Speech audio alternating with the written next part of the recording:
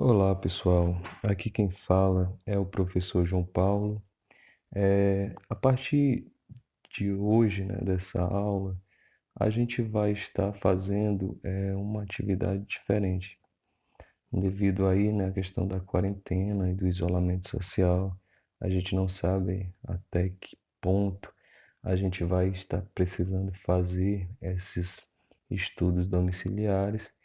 E outra coisa que a gente não pode deixar de lado é que nós não podemos parar, né? A gente sim deve continuar em casa, mas não devemos aí parar, não devemos deixar de lado as nossas vidas, as nossas demandas do dia a dia, né? E uma das coisas que vocês, principalmente, que estão nessa fase agora de ensino médio, devem levar em consideração é buscar desenvolver o conhecimento, é buscar é, se manter atualizado.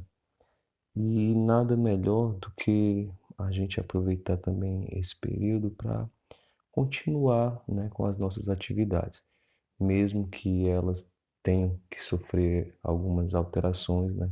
Todos nós estamos tendo que nos adaptar a essa rotina que não estava sendo esperada, não era algo previsto, mas que infelizmente, né, devemos ser resilientes e passar por ela da melhor maneira possível, tá certo? Então, assim, de antemão, gostaria de desejar a todos, né, saúde para que a gente possa continuar a nossa caminhada, a nossa história. Então, vendo essa situação, tendo que fazer esses ajustes, fazer essas adaptações, né, que desde a semana passada a gente já iniciou, a partir dessa aula a gente vai ter uma nova forma, uma nova metodologia para estar realizando as atividades do que a gente chama de estudos domiciliares, né? Já que nesse período de isolamento social nós não paramos, né? A gente tem que se manter aí atualizado, a gente tem que criar uma nova rotina para lidar aí com essas, né, novidades que estão nos sendo apresentadas. Então, hoje, essa é a nossa primeira aula, né? Eu estarei preparando semanalmente materiais para a gente estar inicialmente discutindo através da aula. Então, é importante que vocês escutem e assistam, né, a aula e posteriormente vocês deverão responder uma atividade que vai ser colocada tanto na plataforma Aluno Online quanto nos grupos de WhatsApp. Então, essa atividade, como vocês sabem, ela é quem vai gerar a presença de vocês e também, né, será avaliativa, como a gente já explicou nas orientações iniciais, tá certo? Então, nós iremos hoje estar trabalhando aqui os conteúdos, né, que deveriam ser trabalhados de forma presencial, mas aí, né, tendo que fazer essa adaptação, a gente vai continuar. Então, hoje, nessa videoaula, a gente vai abordar aqui os capítulos 2 e 3 do nosso livro didático. Então, eu vou tentar trabalhar de forma objetiva o conteúdo.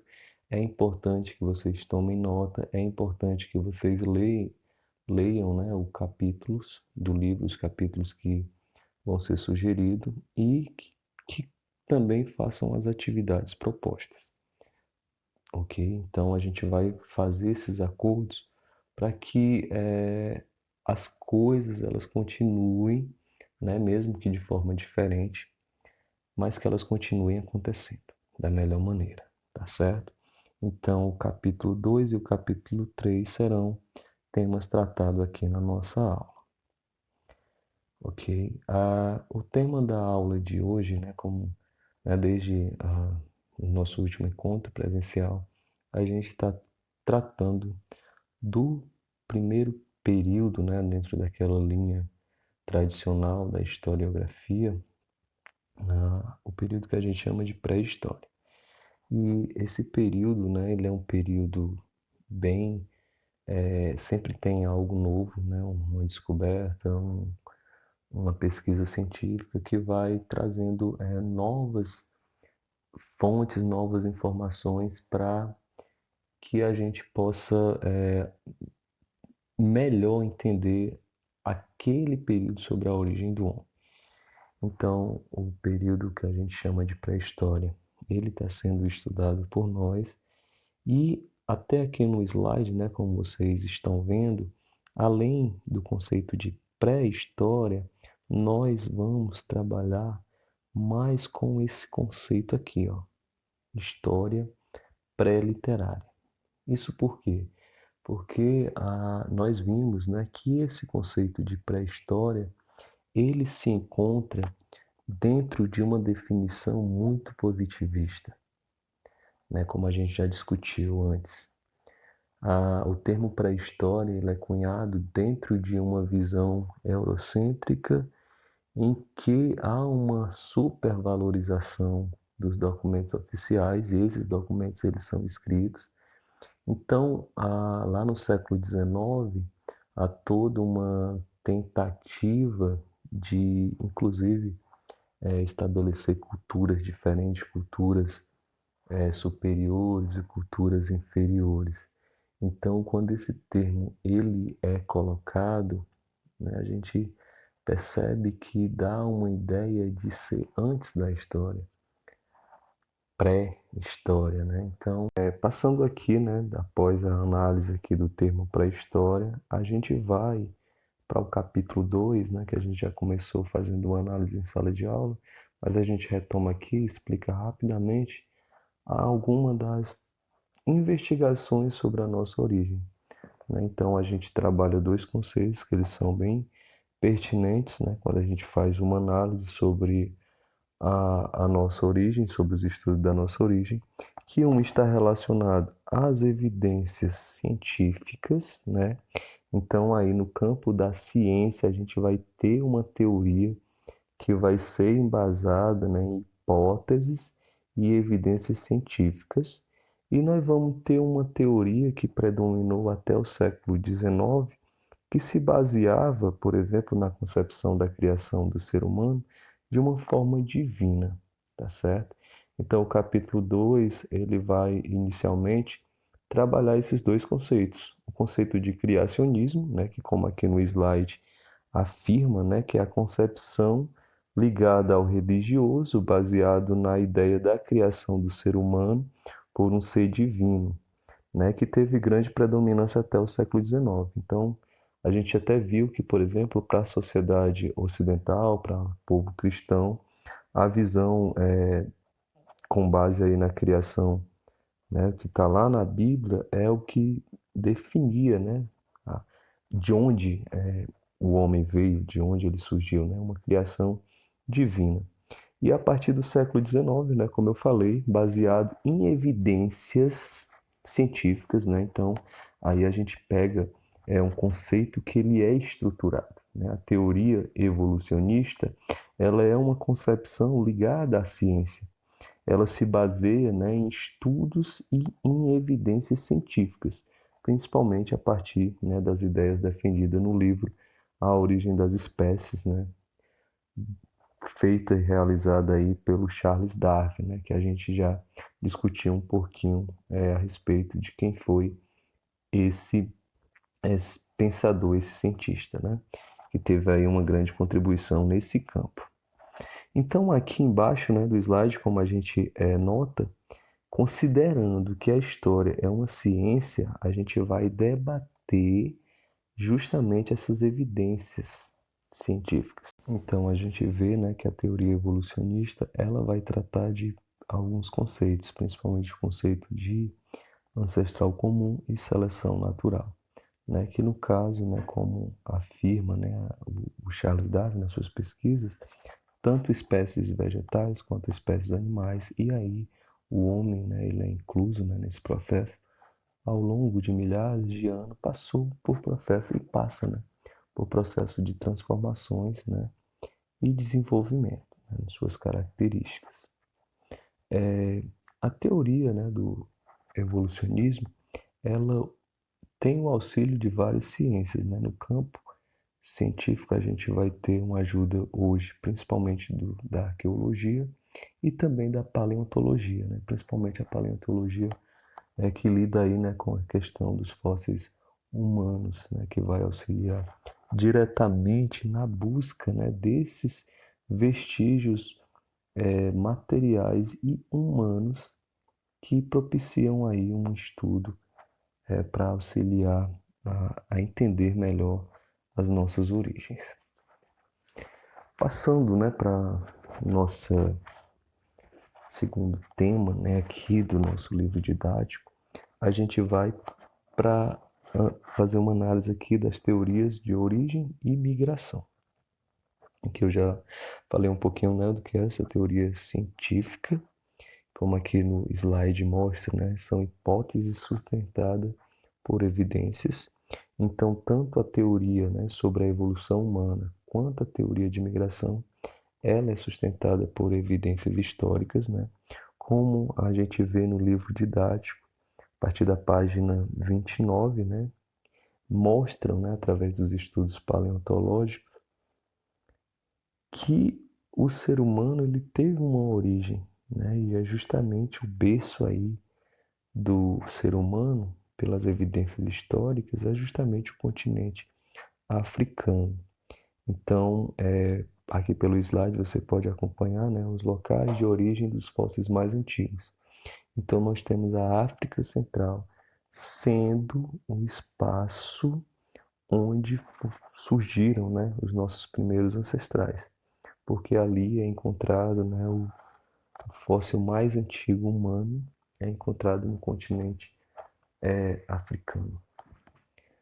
E nós vamos ter, né, ao longo desse processo, a gente vai ter o homem surgindo na África e migrando para outras regiões, né?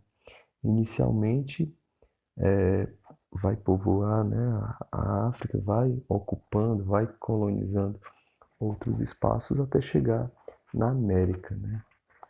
E é justamente aqui, né, no nosso continente, onde ainda hoje é realizado muitas investigações através dos sítios arqueológicos, né, que mostram muito, né, da presença do homem no nosso espaço. E até hoje ainda existem diferentes e são defendidas, né, diferentes hipóteses sobre como o homem, né, no caso o Homo sapiens, teria chegado à América, que é o que vai tratar o nosso terceiro capítulo do livro, né, hipóteses sobre a chegada dos sapiens à América.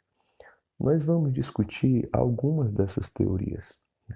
A gente vai ter principalmente a teoria justamente dessa saída, né, do homem do continente africano até chegar à América. E a gente tem duas teorias que até hoje elas são amplamente defendidas, que é a teoria beríngia e a teoria malaio-polinésia e australiana. No livro didático, eu acho interessante vocês fazerem uma leitura sobre essas duas hipóteses, né? A mais aceita, que de certa forma até hoje é muito divulgada e defendida, é a teoria, né, do cruzamento aí, né, do Estreito de Bering, né, pelas populações humanas, pelo Homo sapiens, que teria, né, cruzado aí essa estreita faixa de Bering, né, no período em que a gente teve uma era glacial, formou-se uma ponte, né, e o homem teria migrado aí por esse espaçozinho que a gente chama de Estreito de Bering. Então, a teoria da hipótese asiática, né, diz que os primeiros povoadores vieram do nordeste, né, da Ásia, pelo atual Estreito de Bering, e teria chegado ao Alasca, né, nos Estados Unidos. A gente vai ter uma outra teoria amplamente defendida, que também diz, né, que o homem pode ter chegado à América através, né, de pequenas navegações pelo Oceano Pacífico, né? Ou seja, no período da era glacial, o mundo, né, ele era diferente, né? O planeta Terra, ele era diferente. Havia várias ilhas, né, e que esse homem ele poderia ter migrado, né, de ilha em ilha até chegar à América. E uma coisa interessante, né, uma hipótese ela não derruba a outra. Na realidade, é consenso entender que pode ter havido mais de uma migração, tá certo? Para a América, né? Tanto pelo Estreito de Bering, né, que é a mais difundida, né, ao longo desses anos, a Malaio-Polinésia, e aqui, por exemplo, a gente vai ter uma teoria que lá no livro didático, da página 44 e 45, vai falar da arqueologia brasileira, né? E dos estudos realizados aqui no Brasil, né?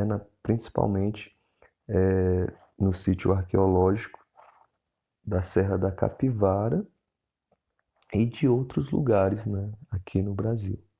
Lagoa Santa e São Raimundo Nonato, por exemplo, que são sítios arqueológicos, né? Que são feitos estudos e a antropóloga Niede Guidon, né, que é uma arqueóloga brasileira, né, ela é especialista em história natural, faz estudos nesses sítios arqueológicos. Inclusive, eu deixei ali um artigo, né, para vocês entenderem, estudarem um pouquinho mais a respeito, tanto do Parque Nacional da Serra da Capivara, quanto, né, saber um pouquinho, né, quem é essa pesquisadora. Ela defende uma teoria que hoje, né, é bastante estudada aí por os arqueólogos, né, e pelos paleontólogos que fazem a análise aí desse processo de migração, né? A Aniede Guidon, ela defende que a presença humana aqui na América, ela é anterior, por exemplo, ao processo de migração defendida, né, lá pelas ideias, né, do Estreito de Bering ou pela teoria malaio-polinésia. Então, existe estudos, né, aqui no Brasil que mostram que o homem, que grupos humanos tenham chegado à América há mais de 50 mil anos. Então, essas teorias elas ainda são estudadas, elas ainda são analisadas, mas gradativamente, né, através dos estudos arqueológicos nesses sítios, a gente vai ter uma hipótese, né, de migrações bem distintas aqui para a América. Então, como eu disse, né, a pré-história, né, esse período, ele é um período que, com determinadas descobertas, com determinados estudos, vai alterando, né, vai havendo algumas transformações e sempre há novidades, né, sempre um achado, um estudo, né, ele modifica, né, a narrativa. Bom, no capítulo 2 do livro didático, né, a gente tem a divisão também do período que a gente chama de pré-história, né? E como eu disse aqui, né, desde o nosso primeiro momento, a gente vai tratar como um período da história pré-literária, né, antes da escrita. Então, no capítulo 2 nós vemos que a pré-história ela é também chamada da Idade da Pedra. Então, este período, ele é um período longo, né, como aqui no slide mostra, equivale a 95% da história da humanidade. Então, como é que você vai dizer que é um período pré-histórico, né? Se compreende a maior parte da nossa história. E os critérios, né, para periodização é referente à técnica de produção, principalmente dos artefatos de pedras. Mas quando a gente fala em pré-história, não pensem vocês que era só utilizado a pedra como instrumentos. Claro que ela era um dos principais materiais que o ser humano utilizava naquele período. tá certo? Então, nós vamos ter dentro desse período que a gente chama de pré-história, né? Ou história pré-literária, o período que a gente chama de paleolítico e o período que chamamos de neolítico. Lembrando que isso, né, está baseado na relação aí dos artefatos de pedra. Então a gente tem o período da velha idade da pedra, né, que é o paleolítico, e a nova idade da pedra, né, que é o neolítico. Certo? Nós temos no período paleolítico artefatos de pedra que não tem digamos, né, não sofre um acabamento, né? A pedra, ela, de certa forma, é lascada, né? Por isso que tem aquela ideia da pedra lascada. E no período neolítico, a pedra ela começa a já ser polida, ela começa a, de certa forma, ter inovações técnicas, né? Não só na pedra, mas em outros meios, em outros materiais, em outras formas de organização dessas sociedades, tá bom? O período que a gente chama de paleolítico, ele se divide em duas fases, que é o que a gente chama de paleolítico inferior e paleolítico superior. Né? No paleolítico inferior, que é o período aí de mais ou menos 3 milhões a 250 mil anos antes de Cristo, né? Lembrando que ela não é uma divisão exata, né? Você pode encontrar alguns textos, inclusive, que traz essa datação de forma diferente, mas é mais ou menos isso. Então, quais eram as principais características do período paleolítico inferior? A economia é uma economia coletora, né? Então o homem ele vive da casca, ele vive da caça, né? Ele vive da pesca e ele vive, né, de uma colheita natural. Então tem ali os frutos, né, nas árvores, ele vai, coleta, ele... Então é bem diferente do plantio, né? Então no período do Paleolítico Inferior, o homem ele vive, né, essa sociedade mesmo ligada a uma economia bem caçadora e coletora. A organização social ela é familiar, certo? E a gente vai ter uma divisão natural do trabalho, né? Uma divisão mesmo que cada um ali faz de certa forma o que precisa, né? Então há uma divisão principalmente sexual, né, do trabalho. Então o homem geralmente caça, a mulher geralmente coleta, certo? E nesse período também do Paleolítico Inferior, não havia produção de fogo. Claro que o fogo, né, o fogo natural, ele vai existir, mas a produção ou a domesticação do fogo, nesse período Paleolítico Inferior, ele não existe. A partir de aproximadamente 50 mil anos antes de Cristo a 15 mil antes de Cristo, nós vamos ter o período que a gente chama de Paleolítico Superior. Nesse período vai haver novas características em relação ao ser humano. Uma delas é justamente o desenvolvimento do telencéfalo, né? Principalmente através da descoberta do homem de Cro-Magnon, que nós vamos ter essa possibilidade de entender algumas das transformações, né, humanas nesse período. E entre essas transformações a gente vai ter transformações culturais, como por exemplo, alguns homens dessa época, né, já realizavam ritos funerários. Nós vamos ter novos instrumentos, né, e inclusive objetos de adornos. Então, naquele período, né, o ser humano ele já começa a criar um saber reflexivo, a ter uma cultura, né, mais diversificada. E também é o período em que o homem ele começa a domesticar o fogo, né, que vai justamente ser uma tecnologia amplamente utilizada ao seu favor e ao seu desenvolvimento. Né? O fogo ele é tido como uma das primeiras grandes tecnologias humanas, né, que vai servir aí para o seu desenvolvimento, a sua organização social. E nesse período também a gente vai ter uma linguagem, né, um desenvolvimento de uma linguagem que não é uma linguagem escrita, mas é uma linguagem, né, de certa forma diferenciada através das pinturas rupestres, né, que no caso eram pinturas que representavam o cotidiano, umas pinturas que representavam, né, ali o que os homens daquele momento estavam vivenciando, e ela está relacionada com algo ligado a uma referência, né? Então havia todo o que a gente chama de magia simpática, né? Desse desenvolvimento desse tipo de arte, né? Produzida pelos homens pré-históricos. E por último, né, a gente tem aí ainda no período pré-literário o período que a gente chama de Neolítico, né, que começa aí a partir de 12.000 anos antes de Cristo a 4.000 antes de Cristo. Então nós vamos ter um período que vai sendo modificado graças a inovações, né, técnicas e diversas formas de produção.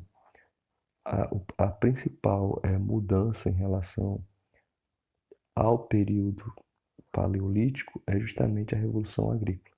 No período neolítico, né, a Revolução Neolítica, nós vamos ter o que a gente chama de desenvolvimento da agricultura e criação de animais.